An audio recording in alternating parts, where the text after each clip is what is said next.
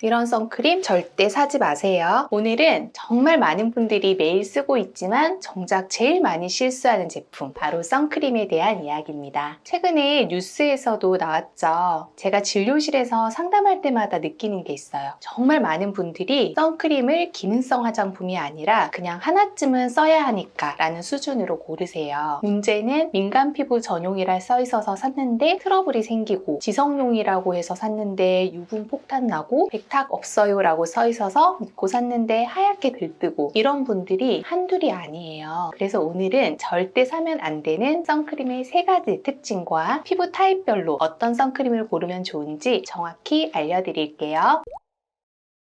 우선 첫 번째로 많은 분들이 선크림을 고를 때 가장 먼저 확인하는 게 바로 SPF 지수와 PA 등급이에요. SPF 50 플러스, PA 4 플러스면 무조건 최고 아니에요? 이렇게 생각하시는 경우가 정말 많죠? 근데 이건 선크림 선택에서 가장 흔하게 하는 실수입니다. SPF는 자외선 B, PA는 자외선 A를 차단하는 강도를 나타내는 지표일 뿐이고, 그 제품이 얼마나 실제로 내 피부에 잘 맞는지, 얼마나 자극이 없는지, 얼마나 밀착력 있게 발리는지와는 전혀 관련이 없습니다. 특히 SPF 50 이상은 자외선 차단 효과는 높을 수 있지만 그만큼 자극 가능성도 커지기 때문에 피부가 예민하신 분들, 또 민감한 아이 피부, 그리고 레이저 시술 직후처럼 장벽이 약해진 피부에는 오히려 부담이 될 수 있어요. 이럴 때 SPF 30에서 40대 제품을 2-3시간 간격으로 덧발라주시는 게 피부 자극은 줄이고 자외선 차단은 유지하는 훨씬 효과적인 방법입니다. 또 중요한 건 자외선 차단 지수는 실험실 조건에서 테스트한 수치라는 점이에요. 실제 생활 환경에서는 땀, 유분, 마찰 등에 의해서 차단력이 금방 떨어지기 때문에 SPF가 높으니까 하루 종일 한 번만 바르면 돼, 이렇게 생각하시면 오히려 자외선에 더 노출될 수 있습니다. 결국 가장 중요한 건 수치만 보고 고르지 말고 내 피부 컨디션, 그리고 외출 시간, 활동 환경을 고려해서 지속적으로 덧바를 수 있는 제형과 자극이 없는 성분까지 함께 보시는 게 훨씬 더 현명한 선택입니다. 자, 그리고 두 번째, 백탁 없어요, 끈적임 없이 산뜻해요, 민감성 테스트 완료, 이런 문구들 선크림 패키지에서 정말 자주 보셨을 거예요. 근데 이건 대부분 마케팅 문구에 가깝습니다. 피부 과학적으로 안정성과 효능이 입증되었다는 뜻은 아니에요. 실제로 저희 병원에 오시는 분들 중에 이런 문구만 보고 선크림을 골랐다가 트러블, 열감, 자극 반응이 생겨서 치료를 받으러 오시는 경우가 꽤 많습니다. 선크림을 고를 때는 꼭 전 성분을 확인하셔야 돼요. 특히 아래 성분들은 예민하거나 여드름이 잘 나시는 피부라면 피하시는 게 좋습니다. 예를 들어 알코올은 바를 때 시원하고 가볍지만 민감성 피부에는 자극이 되고 반복 사용 시에는 장벽 손상까지 유발할 수 있어요. 향료, 합성색소 역시 트러블을 유발하는 대표적인 원인입니다. 피부는 향을 필요로 하지 않기 때문에 피부가 예민한 분들이라면 무향 제품이 훨씬 안전합니다. 또 하나, 옥시벤존, 옥티녹세이트 같은 일부 화학 자외선 차단 성분은 실제로 환경 유해성과 피부 자극 논란이 있어서 미국, 유럽, 하와이 등 일부 지역에서는 사용이 제한되거나 금지되기도 했어요. 반면에 징크 옥사이드나 티타늄 디옥사이드 같은 무기 자외선 차단 성분은 피부에 얇은 막을 형성해서 자외선을 물리적으로 튕겨내는 방식이라서 민감하거나 트러블이 잦은 피부에도 훨씬 안전한 선택이 될 수 있어요. 그러니까 선크림을 고를 때는 패키지가 예쁘다던가 문구가 매력적이란 이유로 고르기보다는 지금 내 피부 상태가 어떤 상태인지, 그리고 그에 맞는 차단 성분과 제형이 들어있는지를 먼저 확인해 보시는 게 장기적으로 훨씬 피부에 이롭습니다. 마지막 3번째, 선크림에서 자외선 차단 지수나 성분만큼 중요한 게 바로 제형입니다. 생각보다 많은 분들이 이 부분을 간과하세요. 그런데 실제 피부 트러블이나 사용감 불만은 제형에서 시작되는 경우가 정말 많습니다. 예를 들어 너무 무겁고 뻑뻑한 크림 제형 선크림은 발림성도 안 좋고 피부에 답답하게 밀착되기 때문에 모공을 막고 유분을 자극해서 여드름이나 피지 폭발 같은 문제를 유발할 수도 있어요. 특히 지성 피부이신 분들에게는 정말 비추천입니다. 반대로 물처럼 너무 묽고 가벼운 젤 제형은 바를 때는 산뜻하지만 실제로 자외선 차단막이 제대로 형성되지 않을 수도 있어요. 이 경우에는 땀이나 유분에 쉽게 무너져서 장시간 노출될 때는 효과가 떨어질 수 있습니다. 그래서 제형은 단순히 느낌이 아니라 본인의 피부 타입, 평소 메이크업 여부, 생활 환경까지 고려해서 선택하셔야 합니다. 지성 피부라면 유분이 적고 끈적임이 없는 로션 제형이나 젤 타입이 좋아요. 특히 실리콘 오일 성분이 적게 들어간 제품이 모공 막힘을 줄여줍니다. 건성 피부라면 보습력을 충분히 주는 크림 제형이 더 적합합니다. 세라마이드, 히알루론산 같은 보습 성분이 함께 들어간 걸 고르시면 자외선 차단과 동시에 피부 장벽을 보호할 수 있어요. 민감성 피부의 경우에는 되도록 무기자차 베이스 제품이 안전하고 판테놀이나 병풀 추출물, 마데카 소사이드처럼 진정 기능이 있는 성분이 포함된 저자극 제품이 더 잘 맞습니다. 결론은 무조건 산뜻한 게 좋아요, 끈적이는 건 무조건 나빠요가 아니라 지금 내 피부 상태에 맞는 제형이 뭔지 조금만 더 꼼꼼히 따져보고 선택하시는 게 장기적으로 피부 건강을 지키는 데 훨씬 도움이 됩니다. 선크림은 단순히 자외선만 막는 제품이 아닙니다. 피부 노화, 색소 침착, 장벽 손상까지 막아주는 기초 루틴의 핵심 방어선이에요. 하지만 잘못 고르면 오히려 피부를 자극하고 트러블이나 민감도만 더 높아질 수 있습니다. 오늘 내용 다시 정리해 드릴게요. SPF 숫자보다는 내 피부 상태와 사용 환경에 맞게 고르기, 백탁 없음, 산뜻함 같은 마케팅 문구보다는 전성분을 먼저 체크하기, 제형은 피부 타입에 따라서 다르게 선택하기, 선크림 하나만 잘 바꿔도 피부 전체 컨디션이 확 좋아지는 걸 많은 분들이 직접 경험하셨고 저도 진료실에서 자주 확인합니다. 오늘 영상이 도움이 되셨다면 좋아요와 구독 잊지 마시고요. 평소 선크림 고르실 때 고민되셨던 부분이나 피부 타입에 맞는 제품 추천이 필요하신 분들은 댓글로 남겨주세요. 제가 직접 보고 가능한 한 구체적으로 답변 드리겠습니다. 그럼 다음 영상에서 또 인사드릴게요. 지금까지 다나한 이원장이었습니다. 감사합니다.